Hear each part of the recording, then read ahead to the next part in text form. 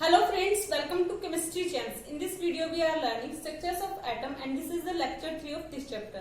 So start with quantum number and shapes of orbital. So orbitals क्या होती है? Orbitals are the space around the nucleus. ये कोई space है nucleus के अराउंड जिसमें इलेक्ट्रॉन के मिलने की जो प्रोबेबिलिटी है वो मैक्सिमम होती है, तो उसको हम कहते हैं ऑर्बिटल्स. तो यहाँ पे कैरेक्टरिस्टिक्स हैं ऑर्बिटल्स की जो कि हैं n, that is principal quantum number. Second is L, that is azimuthal quantum number. And third is ML, that is magnetic quantum number.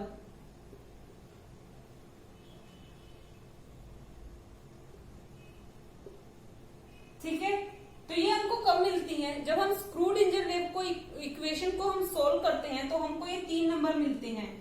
ठीक है, तो यहाँ पे एक फोर्थ और क्वांटम नंबर आ जाता है जो कि स्पिन ऑफ इलेक्ट्रॉन की वजह से आता है. जो इलेक्ट्रॉन होता है उसकी जो कुछ स्पिन होती है उसकी वजह से स्पिन क्वांटम नंबर आ जाता है. Spin quantum number. ठीक है, तो क्वांटम नंबर होता क्या है? क्वांटम नंबर, ठीक है, quantum number which indicate location, energy, electron occupied,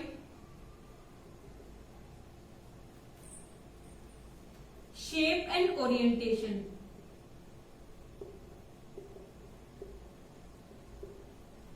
quantum number वो होता है जो इलेक्ट्रॉन की लोकेशन, उसकी एनर्जी, इलेक्ट्रॉन कौन से ऑर्बिटल में ऑक्यूपाइड है और उसकी शेप और ओरिएंटेशन के बारे में बताए, तो उसको हम कहते हैं quantum number. So it is the set of 4 numbers and these are called quantum number.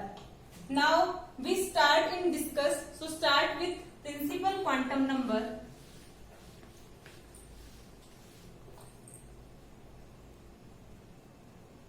Principal quantum number, तो इसको हम डिनोट करते हैं n से. तो ये क्या डिटरमाइन करता है? किसी भी इलेक्ट्रॉन की शेप और एनर्जी.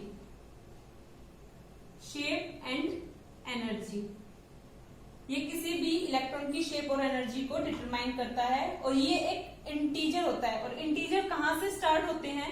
1 से. तो इसकी वैल्यू क्या होगी? n is equal to 1, 2, 3 and up to so on. ठीक है, तो अब क्या होगा कि यहां पे शेल्स प्रेजेंट होंगी. शेल्स, अगर यहां पे n की वैल्यू 1 है तो उसको हम कहेंगे फर्स्ट शेल. अगर n की वैल्यू यहां पे अगर 2 है तो second shell and up to so on. ठीक है, अब इन शेल्स को भी लेटर्स दिए गए हैं जैसे कि shells letter K, L, M, N. और अगर यहाँ पे N की वैल्यू 1 है तो यहाँ पे K शेल होगा. अगर N की वैल्यू यहाँ पे 2 है तो L शेल होगा. अगर N की वैल्यू 3 है तो यहाँ पे M शेल होगा. n की वैल्यू अगर 4 है तो n शेल होगा. ठीक है, और यहाँ पे अगर हम बात करें, ये न्यूक्लियस है और यहाँ पे अगर कोई इलेक्ट्रॉन प्रेजेंट है तो उनके बीच में अगर हम उनका जो एनर्जी है अगर वो इंक्रीज कर दे या उनके बीच का जो डिस्टेंस अगर वो इंक्रीज कर दे तो उसके साथ में ही प्रिंसिपल क्वांटम नंबर जो है वो भी इंक्रीज हो जाएगा. ठीक है, अगर हम बात करें कि अगर n की वैल्यू इंक्रीज हो गई तो यहाँ पे अलाउड जो एटॉमिक ऑर्बिटल्स हैं वो भी इंक्रीज हो जाएंगी और वो किसके इस फॉर्मूले से दी जाएंगी? n². ठीक है, तो ये था हमारा प्रिंसिपल क्वांटम नंबर. अब हम मूव करते हैं एजीम्यूथल क्वांटम नंबर.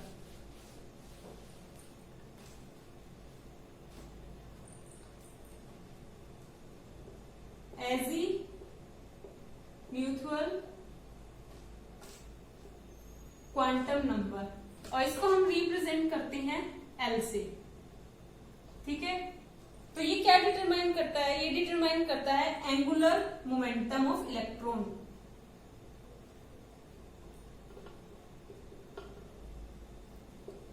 ठीक है, तो इसको हम और क्या कह सकते हैं?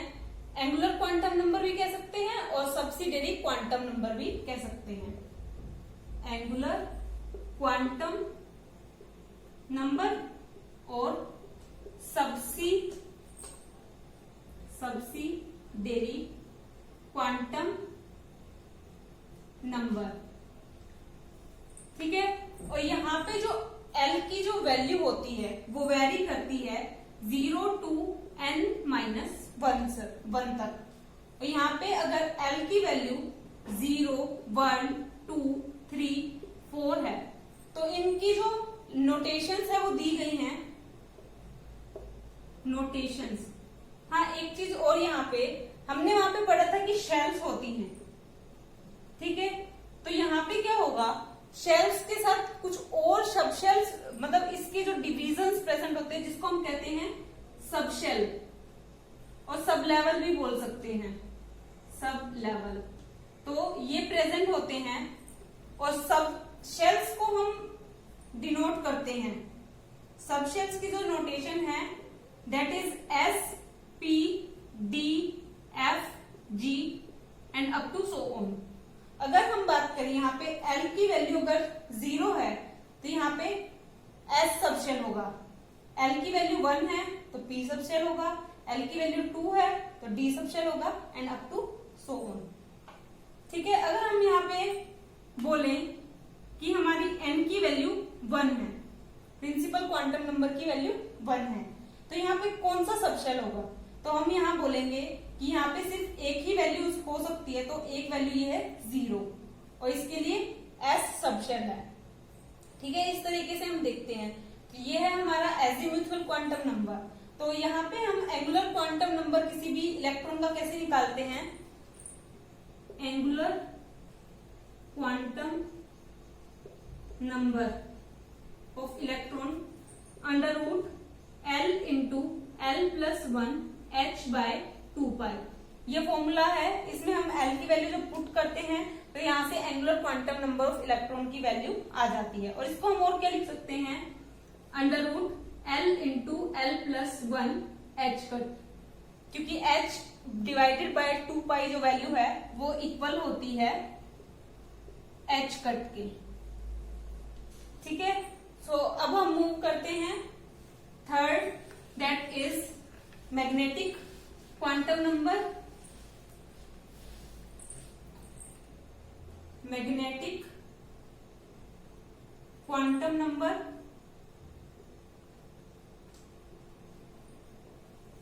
और इसको हम डिनोट करते हैं ml से।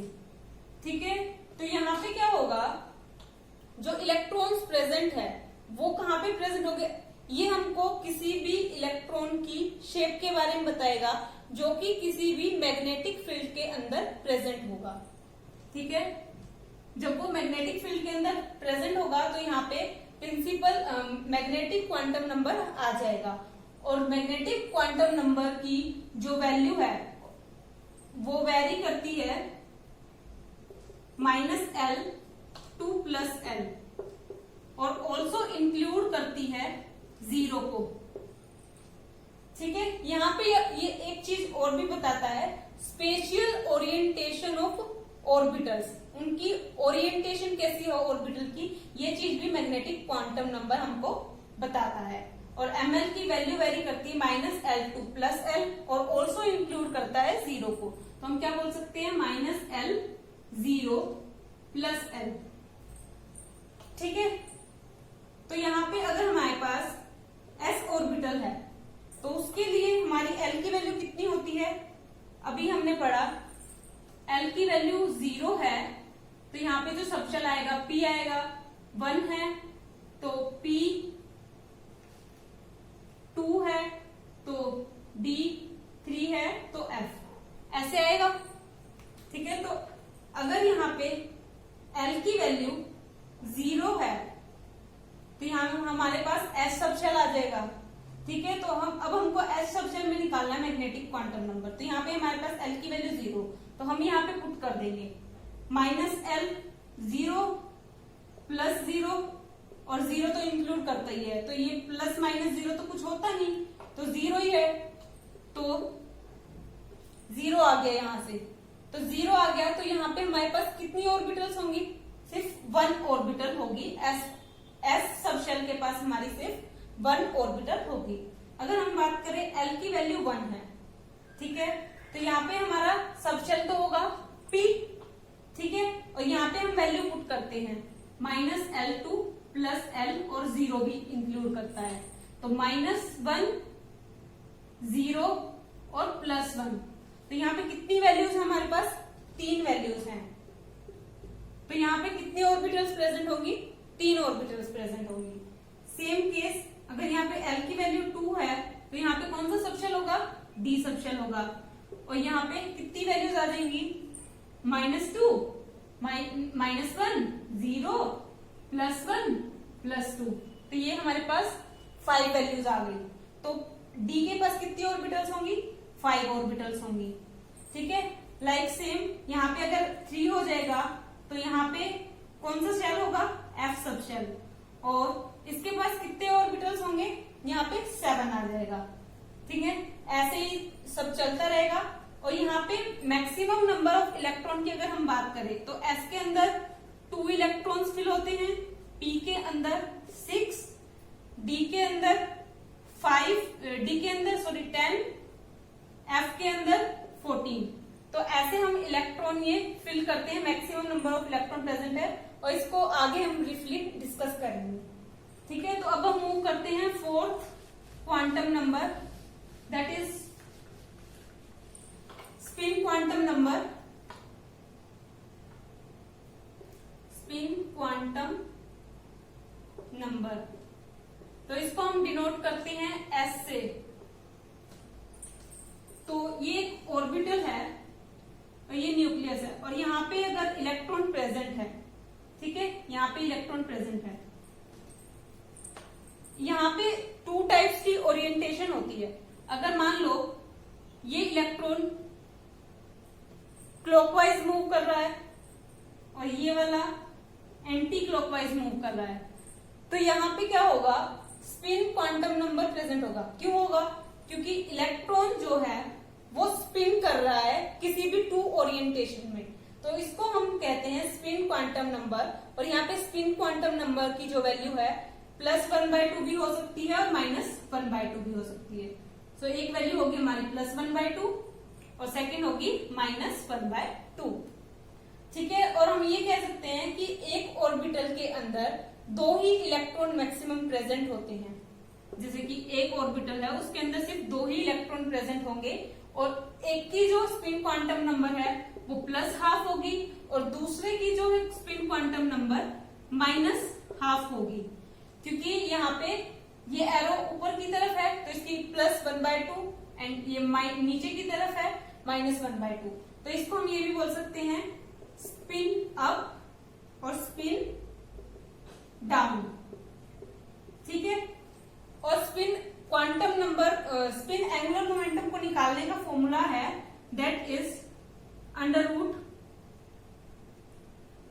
× S+1 H / 2π, ठीक है। और इसको हम क्या लिख सकते हैं? √S × S+1। तो यहां से हमारा स्पिन क्वांटम नंबर निकल जाएगा, ठीक है। अब हम मूव करते हैं शेप्स ऑफ ऑर्बिटल्स। हम शेप्स कैसे फाइंड कर सकते हैं कि ऑर्बिटल की S ऑर्बिटल, P ऑर्बिटल, ये जो हमारे पास प्रेजेंट है, इनकी कौन कौन सी शेप होती है, ठीक है।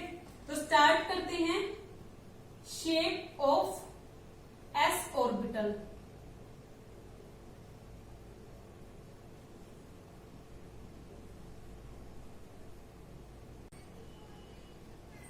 शेप्स ऑफ S ऑर्बिटल, तो यहां पे हम स्टडी करते हैं बाउंड्री सरफेस डायग्राम।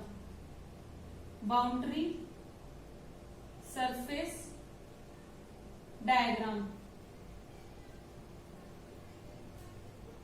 तो S ऑर्बिटल की जो शेप होती है वो स्फेरिकल होती है, स्फेरिकल, ठीक है। अगर हम बात करें, अगर इस ऑर्बिटल को, S देखें तो जो s ऑर्बिटल की शेप होती है वो सर्कल होती है, और उसमें जो इलेक्ट्रॉन की जो फाइंडिंग प्रोबेबिलिटी होती है वो 90% होती है। तो ऑल ओवर हम कहते हैं जितने भी s ऑर्बिटल है उनकी शेप जो होती है वो स्फेरिकल होती है। और अगर यहाँ पे साइज हम s ऑर्बिटल का इंक्रीज करते रहेंगे तो यहाँ पे जो प्रिंसिपल क्वांटम नंबर है वो भी इंक्रीज हो जाएगा, और यहाँ पे probability of finding electron in s orbital are equally distributed. तो जो यहाँ पे s ऑर्बिटल है ये स्फेरिकल है, सिमिलर है, तो यहाँ पे जो इलेक्ट्रॉन की जो फाइंडिंग प्रोबेबिलिटी है वो इक्वली डिस्ट्रीब्यूटेड होगी, ठीक है। और like 4s, 3s, 2s, 1s, तो ऐसे इनका जो है डिक्रीजिंग ऑर्डर में इसको लिख दिया है, क्योंकि 4s को जो साइज है वो बड़ा है, फिर 3s का साइज बड़ा है, 2s का और 1s का, ठीक है। तो यहाँ पे अगर हम s ऑर्बिटल का साइज इंक्रीज करेंगे तो यहाँ पे प्रिंसिपल क्वांटम नंबर भी इंक्रीज हो जाएगा, ठीक है। ये तो शेप ऑफ s ऑर्बिटल। अब हम मूव करते हैं शेप्स ऑफ p ऑर्बिटल।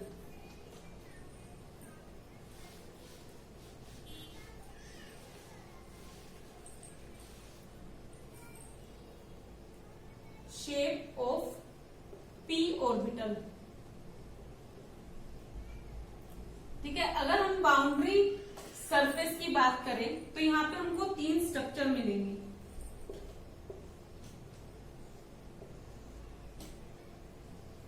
तो ये डायरेक्शंस हैं x, y एंड z, ठीक है। x, y and this is z, x, y and this is z।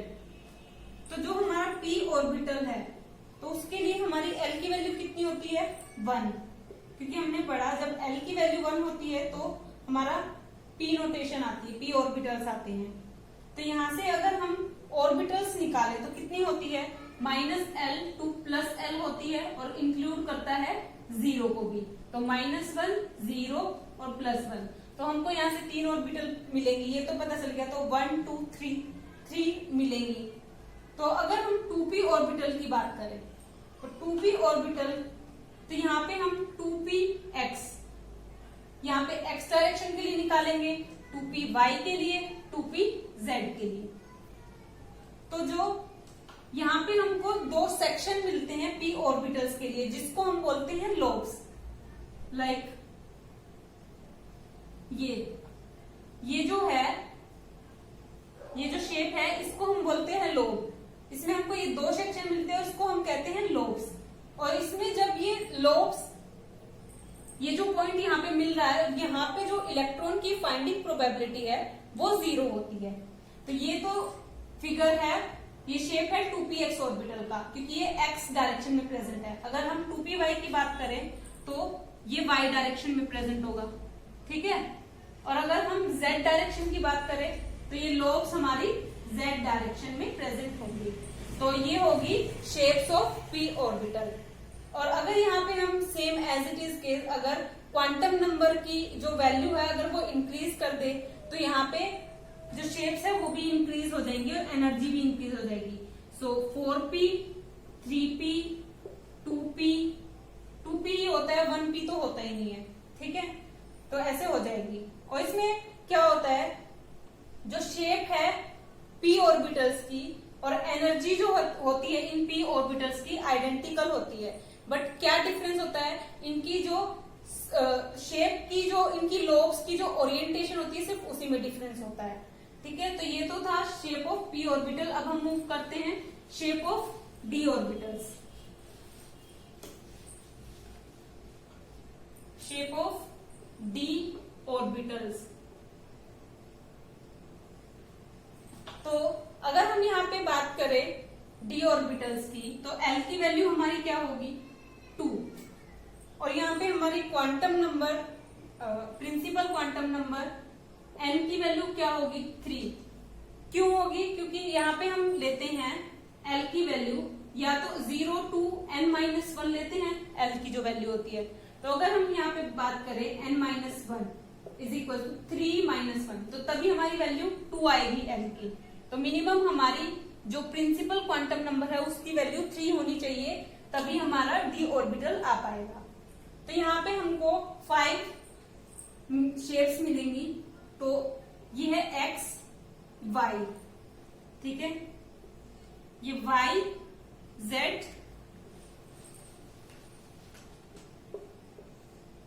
This is x and z।